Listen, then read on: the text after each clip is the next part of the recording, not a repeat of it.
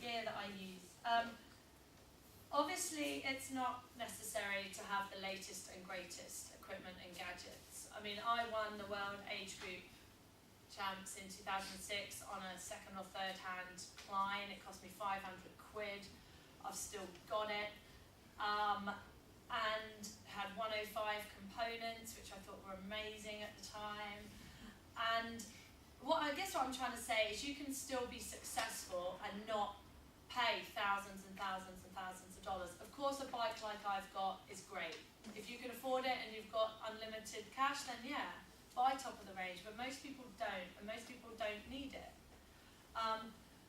So I just say keep it simple, get the basics and build up, especially if you're new to the sport. Know your equipment, and that's incredibly important. And you know, I can use the example of the CO2 canisters in Hawaii. We can talk a bit more about that later. Train with it, which is the error I made. I've raced with CO2 canisters, but I didn't actually train with them. Train with the equipment that you're going to use, and don't use anything new on race day. For the swim, get a good wetsuit and one that fits. I mean, in 2006, my first race, Reddit Super Sprint, borrowed a wetsuit, too big, flooded, sank, got rescued by a kayaker. And my parents refused to ever come and watch a triathlon again. But luckily I managed to persuade them to come to Frankfurt and Hawaii this year on the promise that I wouldn't drown.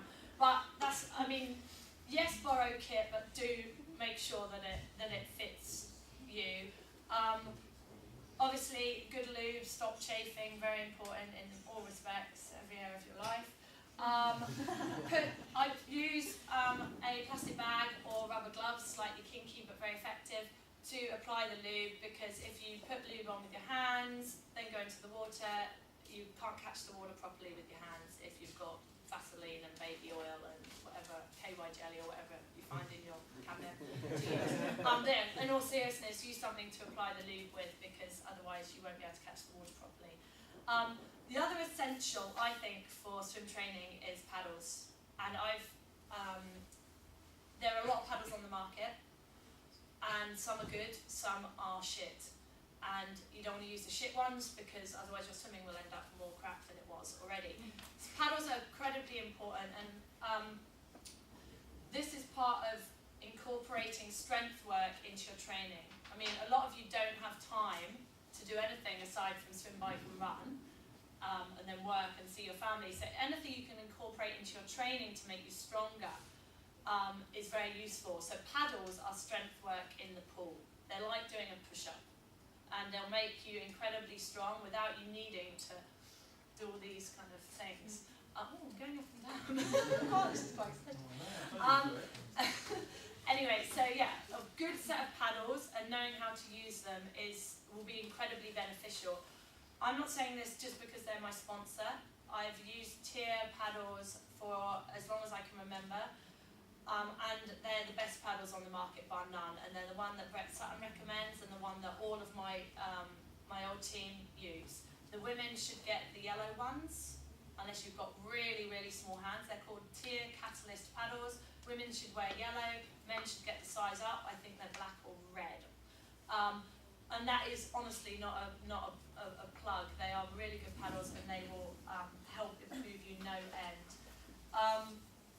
Bike, the key is the colour, of course. No, it's not. It's the fit. Have a bike that fits. It doesn't matter what it looks like. Getting a professional bike fit is okay, can be advantageous. Remember that a lot of the people that do the professional bike fits are gearing it to cyclists. You're not cyclist, you're a triathlete, or most of you are, I guess. You're triathletes. The setup that you'll need can be very different to one that is effective for a cyclist. What is aerodynamic might not be best, and I know there are huge discussions about me not being the most aerodynamic person. I might not be. I don't care. I can run a 2:57 marathon off the bike, and that's what's key. I'm comfortable on the bike. So you can have a look at the bike later, but the pads are set up so that my chest is open, my arms are wide. You know, I'm not all crunched up in like this. That's why my arms are slightly more chicken-like than, you know, the average cyclist, because it opens my chest. It means I can breathe, and I am I am more relaxed. So comfort is key. Obviously, price is key when looking at bikes. You haven't got to, spend thousands and thousands unnecessarily. And then aerodynamics afterwards. All this year I rode this P2 frame with road bars. And I rode road bars because my bike handling is crap. And what I lost, perhaps seconds in aerodynamics, I gained in bike handling. So yes, I might not be the most aerodynamic with road bars, but I can go faster than if I had those bars on a more technical course like Frankfurt. So that's why I had road bars on for much of the year, then switched them over. There are a couple of races where this setup is needed, Hawaii, Western Australia, and a few others. If you could only buy one bike, which most people can, I'd suggest a road bike with aero bars on. But as I said, you could also buy a time trial bike and put road bars on and have the time trial bars and switch them over. It's not always necessary to have a time trial bike and a road bike, especially if money is tight. Running shoes, obviously, it's a personal preference. I run in Brooks. It's important to change them regularly and don't let them wear out. I run in orthotics. I've had gait analysis done, and if you have a tendency to develop lower leg, foot injuries, as I did 3 or 4 years ago, I think a gait analysis and perhaps orthotics can be very, very useful. Not to change your running style per se, but to perhaps spread the load and stop pressure increasing on a certain area that might cause a problem. So I definitely advise that if you are prone to getting lower leg or niggles, orthotics can be a good solution, but definitely not the be all and end all. Other gear, heart rate and power tap, and I think that goes back to knowing your body and obsession with data. Yeah, they're important training tools. They are, and some people find them incredibly beneficial. I've never used either, so I don't think that I'm in a position to comment. And I know that other athletes do use them. A lot of my teammates don't. Most of us don't. We go a lot on feel, and if I stress anything once more, it's to know your body. Don't be controlled by some arbitrary limit that someone else has set. Know for yourself what feels easy. Know when you feel tired. Know when you're going medium, and know when you're going max. And dial that in and learn to listen to your body. One other thing is I get asked about is compression gear. Some athletes use them, some don't.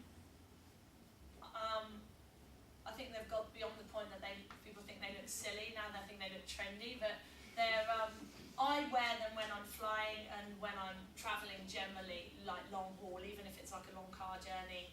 I don't know whether they help me necessarily recover, but what I do think is that they limit the production of cankles, so my legs don't look like tree trunks. So perhaps they are effective in that way. So yeah, I do wear compression attire, not to bed, but when I am flying and travelling.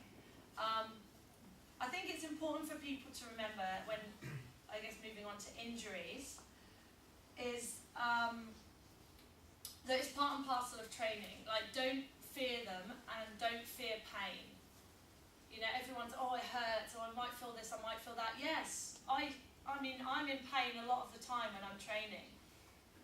But it's how you deal with it, how you manage it. Because if you can suffer pain in training, I'm not talking searing pain down your leg or your back or something you really need to see someone about.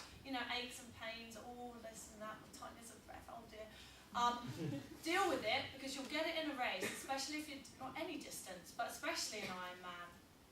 We all hurt, it's always painful. If you can refer back to times in training where you've pushed yourself beyond your limits and suffered a little bit and hurt the next day and walked like a cowboy or cowgirl, then it gives you the confidence, because it's only when you've learn how to deal with it in training that you can deal with it in racing. So don't fear injury, don't fear pain.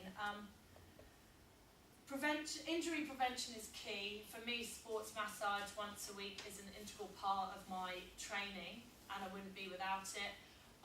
My orthotics, sensible nutrition, right bike setup, correct cleat setup, all of those things can help injury prevention.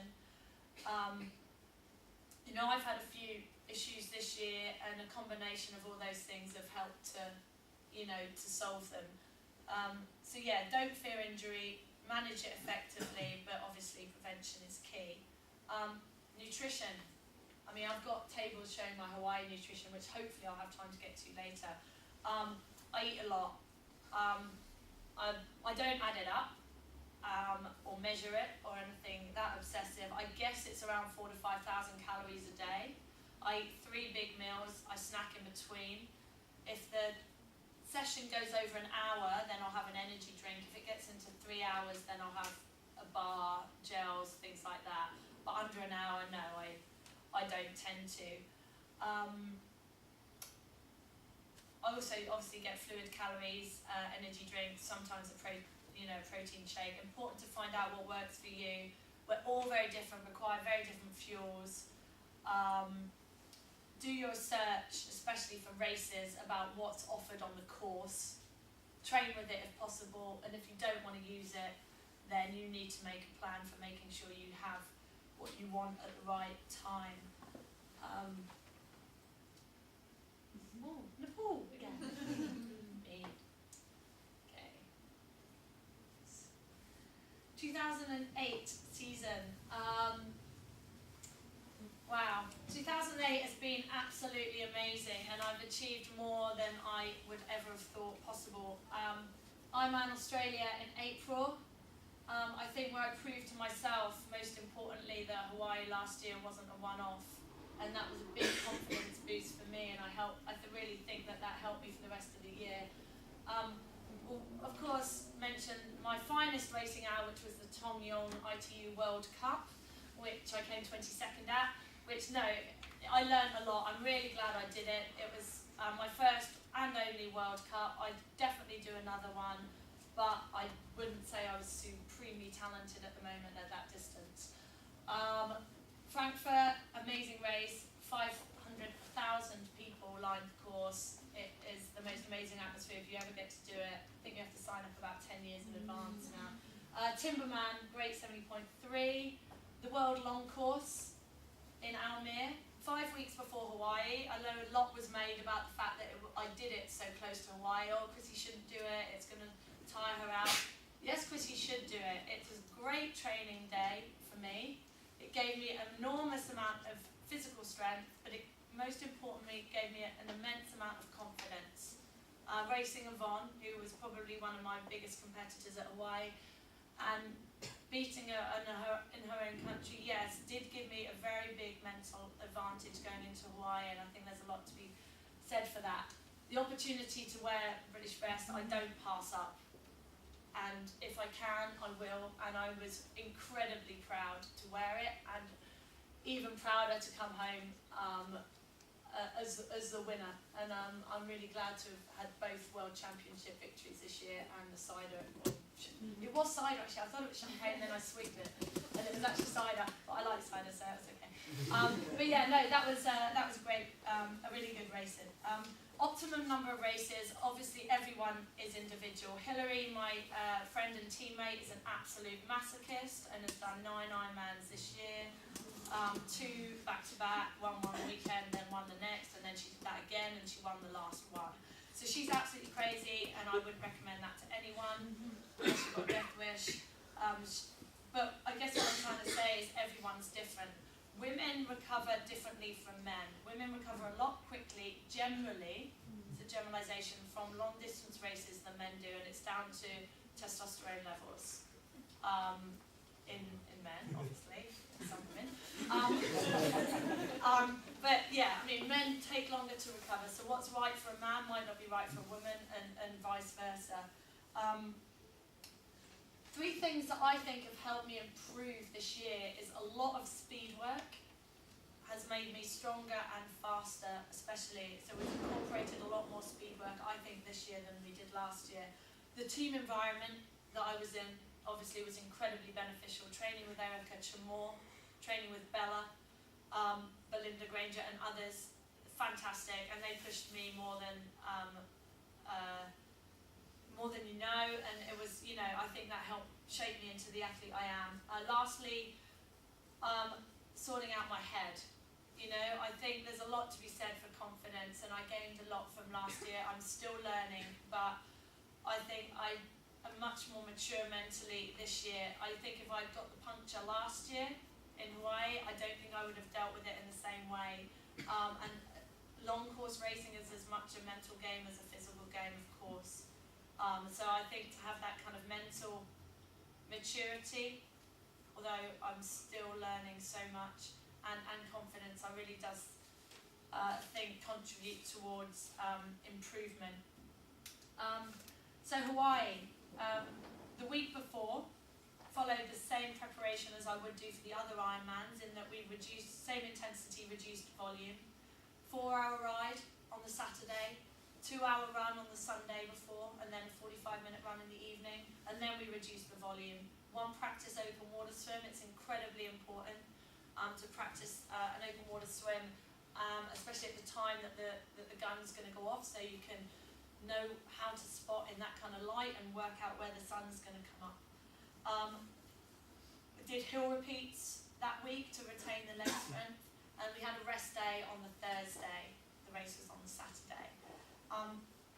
Massage, I had 3 in the week, or the 10 days before, and a really important part of my preparation, not only for the physical benefits, also because I find them really relaxing.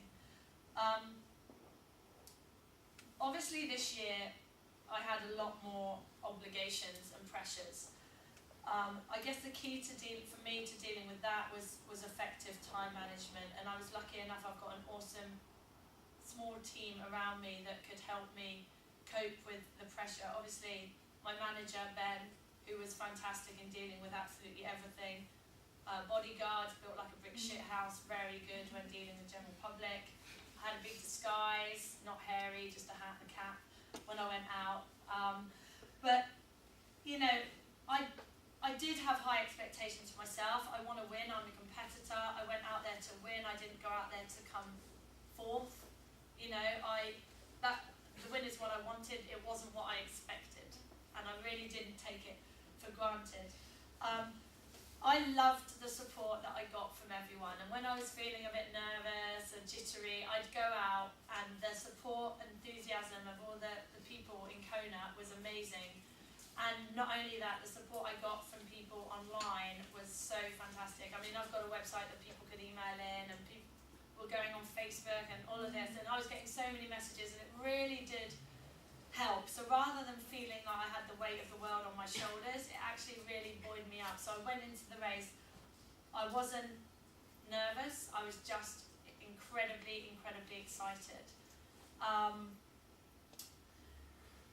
So the race, the swim, gun went off, 6:45, went like a bat out of hell, found myself in quite a good position. There wasn't too many fisticuffs, luckily, at the start.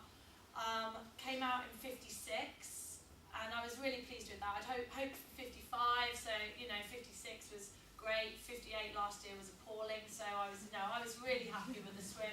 I think I came out about 7th, I'm not entirely sure, 7th woman. And I went into the quite early on, which I was very surprised about, actually. Normally it takes me a while to get going, but I just felt very strong right from the start. Unfortunately, at 55 miles, I was bobbling along, thinking this is a bit too bobbly, and yes, had puncture. So I got off my bike, I changed it, and what I didn't do was, when you have a CO2 canister, you all probably know, you've got to press down on your tyre in order to get the purchase on the valve. I just didn't press down hard enough. So the air just went everywhere, and I ran out of my CO2 canister.